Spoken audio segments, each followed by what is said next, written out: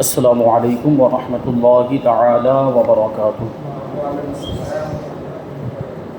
نحمده ونصلي ونسلم على رسوله الكريم اما بعد فاعوذ باللہ من الشیطان الرجیم بسم اللہ الرحمن الرحیم ان اللہ وملائکته یصلون علی النبی یا ایھا الذین آمنوا صلوا علیہ وسلموا تسلیما اللهم صل على سيدنا ومولانا محمد معدن الجود والكرم وآله الكرام وابنه الكريم وبارك وسلم صلاة وسلاما عليك يا رسول الله صلی اللہ تعالی علیہ وسلم۔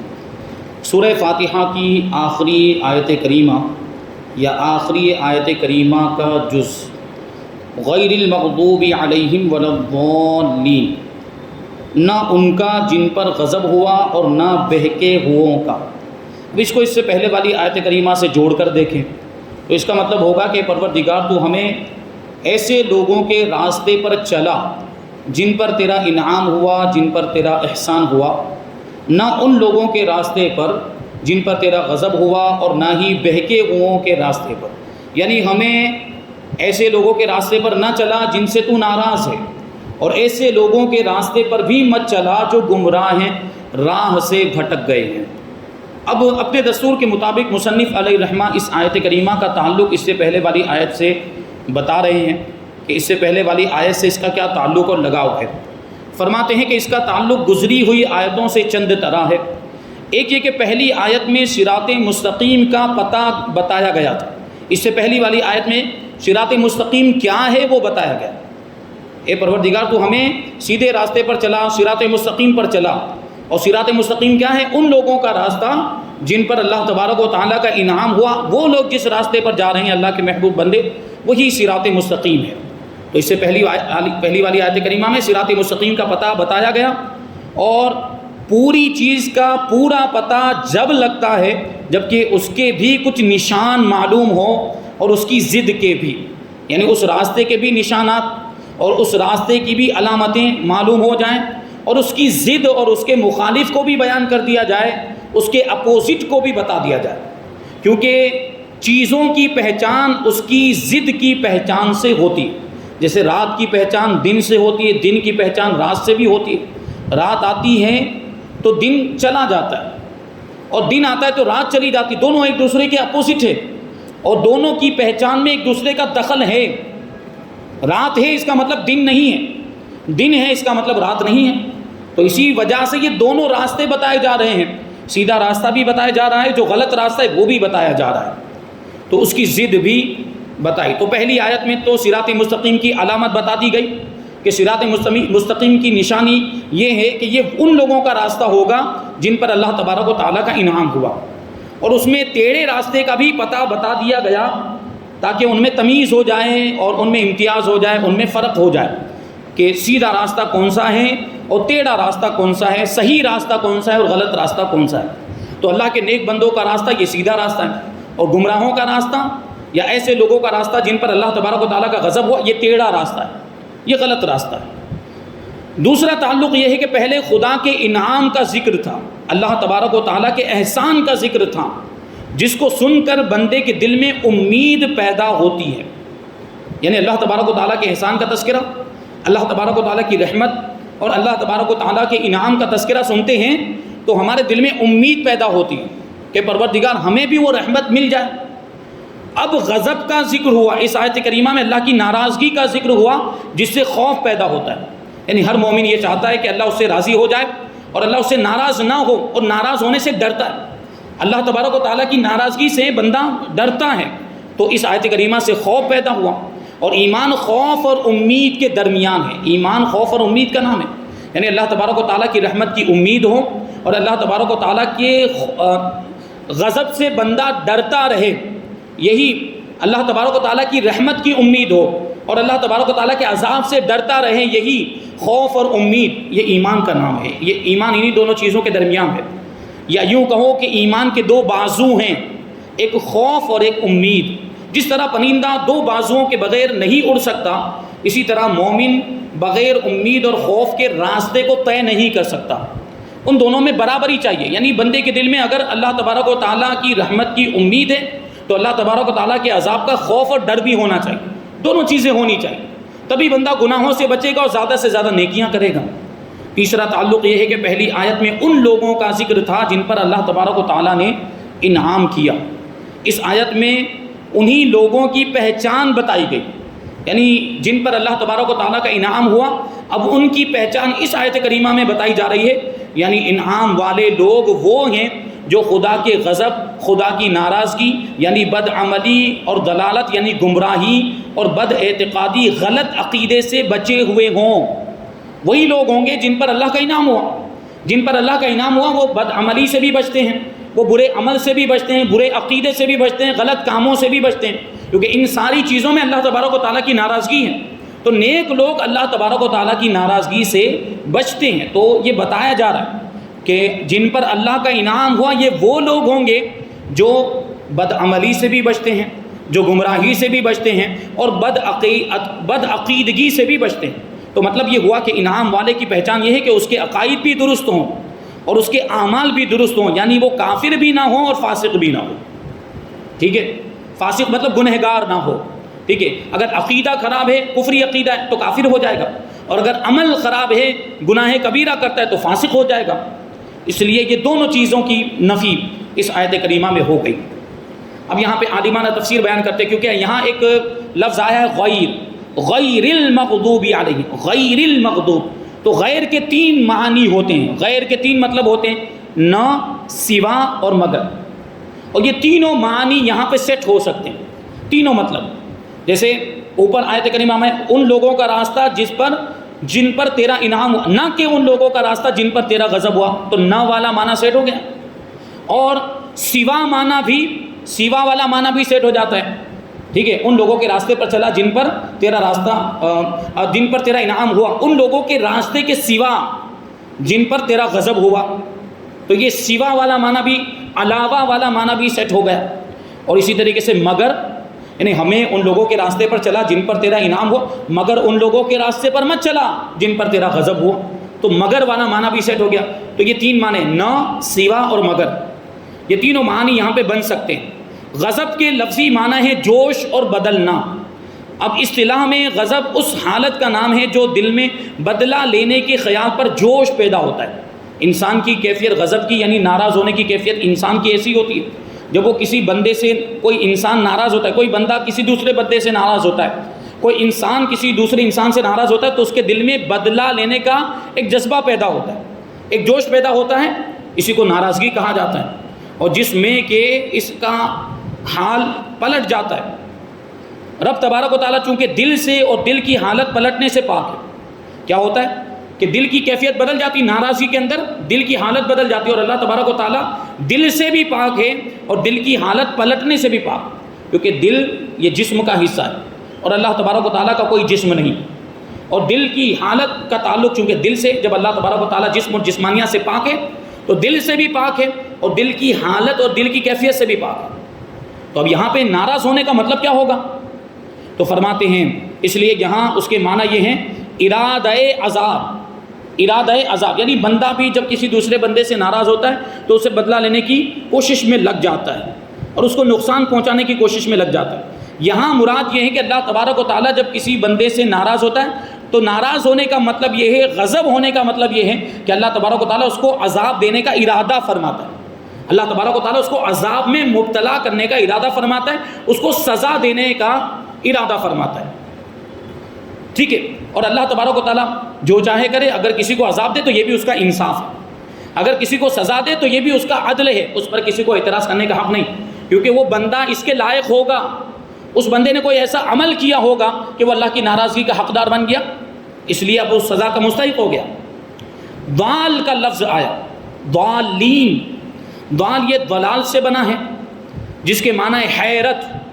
جو شخص حیران ہو اسے ضال کہتے ہیں, اور عام عرف میں ضال کے معنی ہوتے ہیں گمراہ, راستہ بھٹک گیا. جو راستہ بھٹک گیا اسے گمراہ کہا جاتا ہے, یعنی بدعقیدہ. قرآن کریم میں جہاں کہیں انبیاء کرام کے متعلق ضلال کا لفظ آیا ہے وہاں لغوی معنی مراد ہے, یعنی حیرت اور وارفتگی, یعنی گم ہو جانا, کھو جانا, اللہ کی محبت میں گم ہو جانا. اور حیران ہو جانا، کسی معاملے میں حیران ہو جانا اور کسی معاملے میں حیرت میں مبتلا ہو جانا، یہ وہ گمراہ راستہ بھٹک جانے والا گمراہ مراد نہیں، کیونکہ انبیاء کرام کبھی بھٹک نہیں سکتے، سیدھے راستے سے کبھی انبیاء کرام بھٹک نہیں سکتے. تو یہ حیرت والا معنی مراد ہوگا، اور اللہ کی محبت میں وارفتہ ہو جانے والا، اللہ کی محبت میں گم ہو جانے والا معنی مراد ہوگا. جہاں کہیں بھی انبیاء کرام کے لیے یہ لفظ آیا ہے، جو شخص کسی نبی کو گمراہ جانے وہ کافر ہے، کیونکہ نبی گمراہ ہو ہی نہیں سکتے. انبیاء کرام کو تو اللہ تبارک و تعالیٰ نے لوگوں کی ہدایت کے لیے بھیجا، اگر نبی خود گمراہ ہو تو پھر وہ لوگوں کی رہنمائی کا فریضہ کیسے انجام دے گا؟ نبی کا راہ راست پر ہونا ضروری ہے، تو جو کسی نبی کو گمراہ مانے وہ کافر ہے. اس میں اختلاف ہے کہ یہاں مغضوبی علیہم سے کون لوگ مراد، جن پر اللہ کا غضب ہوا ان سے کون لوگ مراد ہیں، اور ضالین سے یعنی گمراہوں سے کون لوگ مراد ہیں. ترمذی شریف کی روایت میں ہے کہ مغضوبی علیہم سے مراد یہودی ہیں اور ضالین سے مراد نصارہ ہیں یعنی عیسائی ہیں. اور تفسیر کبیر میں اس کے علاوہ چند معنی اور بیان فرمائے ہیں. ایک یہ کہ مغضوبی علیہم سے مراد بد عمل فاسق اور فاجر ہے، گناہ کبیرہ کرنے والے لوگ مراد ہیں، جن پر اللہ کا غضب ہوا ان سے گناہ کبیرہ کرنے والے لوگ مراد ہیں. اور ضالین یعنی گمراہوں سے مراد کفار ہیں. اور دوسرا معنی یہ بیان کیا ہے کہ مغضوبی علیہم سے مراد کھلے ہوئے کافر، اور ضالین سے مراد منافق ہیں یعنی چھپے ہوئے کافر، کیونکہ منافق کا مطلب یہ ہوتا ہے جو اندر سے کافر ہو لیکن اپنے آپ کو مومن ظاہر کرے. تو ایک معنی یہ ہو گیا. اس کی وجہ یہ ہے کہ سورہ بقرہ شریف میں اولاً مسلمانوں کا ذکر ہوا ہے. ابھی جو اس کے بعد جو سورت شروع ہوگی جس کو سورہ بقرہ کہا جاتا ہے، اس میں پہلے ایمان والوں کا ذکر ہے، پھر کھلے ہوئے کافروں کا ذکر ہے، پھر منافقوں کا تذکرہ ہے. اگر یہاں بھی ان لفظوں کے یہ معنی ہو تو سورہ فاتحہ کی ترتیب سورہ بقرہ کی ترتیب کے مطابق ہو جائے گی. یعنی اس میں بھی پہلے ایمان والوں کا ذکر ہوا، پہلے نیک لوگوں کا ذکر ہوا، پھر کھلے ہوئے کافروں کا ذکر ہوا، پھر منافقین کا ذکر ہو رہا ہے، چھپے ہوئے کافروں کا ذکر ہو رہا ہے، جیسا کہ سورہ بقرہ میں بھی ان تینوں جماعتوں کا ذکر ہوا ہے. تو دونوں صورتوں کی ترتیب میں مطابقت ہو جائے گی. بعض نے فرمایا کہ جو لوگ خدا کے منکر ہیں، جو لوگ خدا کے وجود کا انکار کرتے ہیں، وہ مغضوبی علیہم ہیں، یعنی وہ ایسے لوگ ہیں جن پر اللہ کا غضب ہوا. اور جو خدا کو مان کر دوسری ایمانی چیزوں کا انکار کرتے ہیں وہ ضالین ہیں یعنی گمراہ ہیں. اور یہ بھی ہو سکتا ہے کہ مغضوبی علیہم وہ لوگ ہیں جن کی بدعقیدگی حد کفر تک پہنچ گئی ہو، یعنی وہ ایسے بدعقیدہ ہوں جو کفر تک پہنچ چکے ہوں، ان کی بدعقیدگی کفر کی حد تک پہنچ چکی یعنی وہ کافر ہو چکے ہوں. جیسے ہمارے زمانے میں چکڑالوی، اہل قرآن جو حدیث کا مطلقاً انکار کرتے ہیں، تبرعی، شیعہ اور قادیانی اور نبی پاک صلی اللہ علیہ وسلم کی توہین کرنے والے دیوبندی وہابی، تو یہ سب اپنے کفری عقائد کی وجہ سے کافر ہو چکے. اور ضالین یعنی گمراہوں سے وہ مراد ہوں گے جن کی بدعقیدگی حد کفر تک نہ پہنچی ہو. جیسے تفضیلی شیعہ، یعنی شیعہ لوگوں میں ایک گروہ وہ ہے صرف جو حضرت مولا کائنات کو شیخین پر فضیلت دیتے ہیں، حضرت سیدنا صدیق اکبر اور فاروق اعظم رضی اللہ تعالیٰ عنہما پر فضیلت دیتے ہیں، اس کے علاوہ ان کا کوئی کفری عقیدہ نہیں. تو ایسے لوگ گمراہ ہیں، ایسے لوگ گمراہ ہیں. اور فقط نیاز اور فاتحہ کے منکر دیوبندی، کچھ بھی مراد ہو، مقصود یہ ہے کہ اے خدا ہم کو ان کے راستے سے بچا جو تیرے غضب میں آ گئے، جو تیری ناراضگی میں آ گئے اور جو گمراہ ہیں. یہ سارے معانی بھی اگر مراد لیں تو کوئی حرج نہیں، یعنی ان لوگوں سے بچنا ہی چاہیے. کھلے ہوئے کافروں سے بھی بچنا چاہیے، چھپے ہوئے کافروں سے بھی بچنا چاہیے، گمراہوں سے بھی بچنا چاہیے، بدعقیدہ لوگوں سے بھی بچنا چاہیے، ایسے لوگوں سے بھی بچنا چاہیے جن کی بدعقیدگی حد کفر تک پہنچی ہو یا جن کی بدعقیدگی حد کفر تک نہ پہنچی ہو، سب سے بچنا چاہیے. اور گنہگار فاسقوں سے بھی بچنا چاہیے، سب سے بچنے کا حکم ہے. تو سارے معانی بھی ایک ساتھ میں مراد لیے جا سکتے ہیں. اب یہ ساری چیزیں آپ نے ملاحظہ کی تو اب جب بھی سورہ فاتحہ پڑھے تو ان ساری چیزوں کو ذہن میں لانے کی کوشش کریں کہ ان سارے لوگوں کے راستے سے ہم پناہ مانگ رہے ہیں. ہم تو ان لوگوں کے راستے پر چلنا چاہتے ہیں جو نیک لوگوں کا راستہ ہے، جو اللہ کے ولیوں کا راستہ ہے، جو صالحین کا، جو صدیقین اور شہداء اور نبیوں کا راستہ ہے. اس آیت سے چند فائدے حاصل ہوئے. پہلا فائدہ یہ ہے کہ فرشتے اور نبی ایک منٹ کے لیے بھی گمراہ نہیں ہو سکتے اور نہ کبھی وہ گناہ کریں گے جس سے خدا کے غضب کے مستحق ہو جائیں، کیونکہ جو گنہگار ہوگا وہ اللہ تبارک و تعالیٰ کی ناراضگی کا حقدار ہو جاتا ہے جو گناہ کا کام کرے. اور نبی گناہ کا کام کر ہی نہیں سکتے اور فرشتے بھی گناہ کا کام نہیں کر سکتے، اس لیے کہ انبیاء کرام کی پیروی کرنے کا حکم ہے کہ وما ارسلنا من رسول الا لیطاع باذن اللہ، کہ ہم نے جو بھی رسول بھیجے وہ اسی لیے بھیجے تاکہ ان کی اطاعت کی جائے، ان کی پیروی کی جائے. انبیاء کرام کو اسی لیے بھیجا جاتا ہے کہ ان کی اتباع کی جائے، ان کی پیروی کرنے کا حکم ہے، اور گمراہوں اور بدعملوں سے بچنے کا حکم ہے۔ اگر وہ کسی ساعت میں یعنی ایک گھڑی میں بھی بدعقیدہ یا بدعمل ہوئے ہوتے تو اس وقت ان سے بچنا لازم ہوتا، کیونکہ بدعقیدہ سے اور بدعمل سے بچنے کا حکم ہے، گمراہوں سے بھی بچنے کا حکم ہے اور فاسقوں سے بھی بچنے کا حکم ہے۔ تو اگر انبیاء کرام ایک گھڑی کے لیے بھی اگر فاسق ہوتے معاذ اللہ، یا ایک گھڑی کے لیے بھی بدعقیدہ ہوئے ہوتے تو اس وقت ان سے بچنا لازم ہوتا، اور یہ ان کے منصب کے خلاف ہے، جو نبوت کا منصب ہے اس کے خلاف ہے۔ لہٰذا اسی سے عصمت انبیاء کا ثبوت ملا کہ انبیاء کرام معصوم ہوتے، ان سے کوئی گناہ نہیں ہو سکتا۔ آگے دوسرا فائدہ اس سے یہ معلوم ہوا کہ گمراہوں اور بد مذہبوں سے دور رہنا چاہیے، اور اللہ کے نیک بندوں کی صحبت میں بیٹھنا ضروری ہے، کیونکہ نیک بندوں کی صحبت میں بیٹھیں گے تو آپ بھی نیک بن جائیں گے اور اچھی باتیں سیکھنے کو ملے گی، اور بروں کی صحبت میں بیٹھیں گے تو آپ بھی برے بن جائیں گے۔ اس لیے نیک لوگوں کی صحبت اختیار کرنی چاہیے، اور برے لوگوں کی صحبت سے، بد مذہبوں کی صحبت سے بچنا چاہیے۔ بد مذہبوں کے طریقوں، ان کی صورتوں، ان کی سیرتوں، ان کی صحبتوں سے بچو۔ جس کے پاس دولت ہو اس کو چاہیے کہ ڈاکوؤں اور چوروں سے علیحدہ رہے، کیونکہ اگر ڈاکوؤں کے ساتھ رہے گا یا چوروں کے ساتھ رہے گا تو اس کی دولت کیا ہو جائے گی؟ چوری ہو جائے گی، یا ڈاکو لوٹ لیں گے۔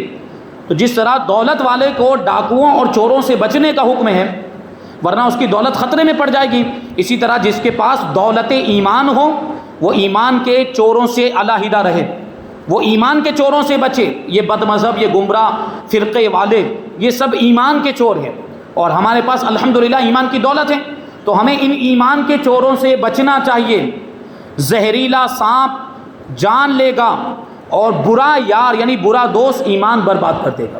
زہریلا سانپ اگر ڈس لے تو جان چلی جائے گی، لیکن اگر یہ برا دوست ایسا ہے جو بد مذہب گمراہ کرنے والا، اگر اس کی صحبت میں رہیں گے تو ایمان برباد ہو جائے گا۔ مگر افسوس کہ ہمارے زمانے میں قوم کی تنظیم، قوم کو جوڑنا اور قوم کے اتفاق کا یہی معنی ہو گیا ہے، اور یہی مراد لے لیا گیا کہ اللہ والوں، علماء، مشائخ، صوفیہ سے نفرت کرو اور ہر بد مذہب کو اپنا بھائی سمجھو۔ اسی کو قوم کو جوڑنا کہا جا رہا ہے، اور اسی کو قوم کا اتفاق کہا جا رہا ہے، کہ علماء مشائخ سے نفرتیں پیدا کی جا رہی ہیں، اللہ کے نیک بندوں سے نفرتیں پیدا کی جا رہی ہیں، اور صلح کلیت کو پھیلایا جا رہا ہے، یہ سب ایک ہیں، سب یہ اس طرح جو ہے دشمنیاں نہیں پھیلانی چاہیے، نفرتیں، یعنی جو گمراہوں کا رد کیا جاتا ہے، بد مذہبوں سے جو بچانے کی کوشش کی جاتی ہے، علماء ان کا رد کرتے ہیں، تو اس کو کہا جاتا ہے کہ یہ تو نفرتیں پھیلانا ہوا، جبکہ یہ ایمان کو بچایا جاتا ہے۔ ان کی صحبت میں رہیں گے، ان سے میل جول ہوگا تو ایمان برباد ہو جائے گا۔ تو یہ آزاد خیال لوگ اور آزاد ذہن والے لوگ اس طرح کی چیزیں کر رہے ہیں جس سے ایمان کے ضائع ہونے کا قوی اندیشہ ہے۔ تو علماء مشائخ کی صحبت میں رہیں، بد مذہبوں سے بچیں، گمراہوں سے بچیں۔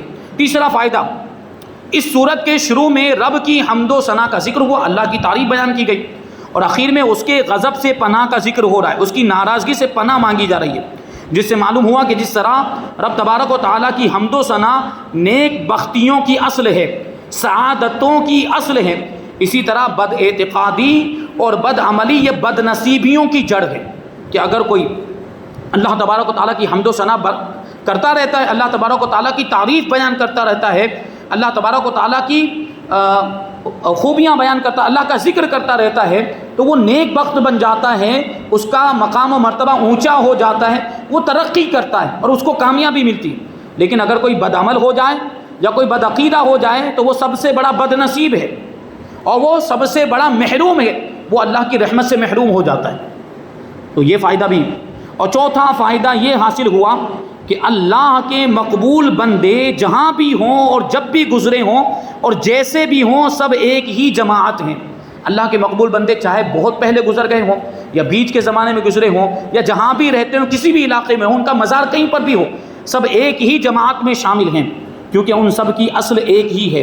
لہٰذا آدم علیہ السلام کے زمانے سے لے کر قیامت تک کے سارے مقبول اللہ کے نیک بندے انشاءاللہ تبارک و تعالیٰ ایک ہی زمرے میں ہیں، ایک ہی جماعت میں ہیں۔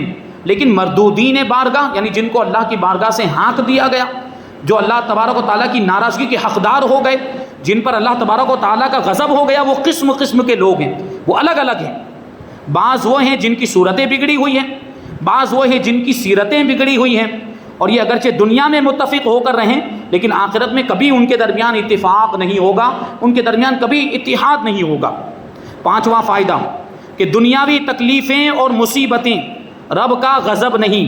دنیا کی تکلیف کبھی آزمائش کے لیے بھی ہوتی ہے، دنیا کی مصیبت امتحان کے لیے بھی ہوتی ہے. دنیا کی مصیبت یہ ایسا ضروری نہیں کہ اللہ کی ناراضگی کی وجہ سے ہی آتی، ایسا ضروری نہیں کہ اللہ کے عذاب کی شکل میں ہی مصیبتیں. یہ بھی ہوتا ہے کہ کبھی اللہ کی ناراضگی کی وجہ سے بھی، ہمارے گناہوں کی وجہ سے بھی مصیبتیں آتی ہیں، اور کبھی عذاب کے طور پر بھی مصیبتیں آتی ہیں. لیکن ساری مصیبتیں ایسی نہیں ہوتی، ساری تکلیفیں ایسی نہیں ہوتی. کچھ تکلیفیں اور کچھ مصیبتیں آزمائش کے لیے ہوتی ہیں، اور جیسا جس کا مرتبہ ویسی اس کی آزمائش ہوتی ہے. جس طرح سے کہ یہاں کا محض آرام اس کی نعمت نہیں، یعنی دنیا کا آرام یہ نہیں کہا جاتا کہ اللہ کی نعمت ہے، بلکہ یہ تکلیفیں اس بھٹی کی آگ کی طرح ہیں جو سونے کے میل کو دور کر دیتی ہیں یا کھوٹے کھڑے سونے کو الگ الگ کر کے دکھا دیتی ہے. جو دولت کہ اللہ تبارک و تعالیٰ سے غافل کر دے وہ رب کا غضب ہے. جو دولت، جو مال اللہ تبارک و تعالیٰ سے دور کر دے، اللہ کی عبادت سے دور کر دے، اب ظاہر سی بات ہے وہ اللہ کی ناراضگی کا سبب ہے. اب یہ نعمت نہیں ہے، اب اس دولت کو نعمت نہیں کہا جا سکتا، بلکہ یہ تو بہت بڑی مصیبت ہے. اور جو تکلیف اس کی یاد دلائے، جو مصیبت اللہ تبارک و تعالیٰ کے قریب کر دے، جو مصیبت اللہ تبارک و تعالیٰ کی عبادت کرنے پر آمادہ کر دے، جو مصیبت اللہ تبارک و تعالیٰ کی بارگاہ میں حاضر کر دے، وہ مصیبت پھر اللہ تعالیٰ کی نعمت ہوتی ہے. وہ مصیبت اللہ، جیسے بعض اوقات ایسا ہوتا ہے کہ بیماری جب آتی تو انسان نیک بن جاتا ہے، یا کوئی مصیبت جب آتی تو انسان اللہ کی بارگاہ میں حاضر ہو جاتا ہے، اس کو اللہ کی یاد آنے لگتی ہے، پھر وہ اللہ کا ذکر کرنے لگ جاتا ہے. تو ایسی مصیبت پھر اللہ کی نعمت ہے. بہرحال یہاں پہ تفسیر عالمانہ اس آیت کریمہ کی مکمل ہوئی. انشاءاللہ تفسیر صوفیانہ ہم آئندہ درس میں شامل کریں گے، اور اس آیت کریمہ پر جو اعتراض ہوتا ہے وہ بھی اور اس کا جواب بھی. اور ہم سورہ فاتحہ پڑھتے ہیں، اور سورہ فاتحہ جب مکمل ہوتی ہے غیر المغضوب علیہم ولا الضالین تو ہم کیا کہتے ہیں؟ آمین کہتے ہیں.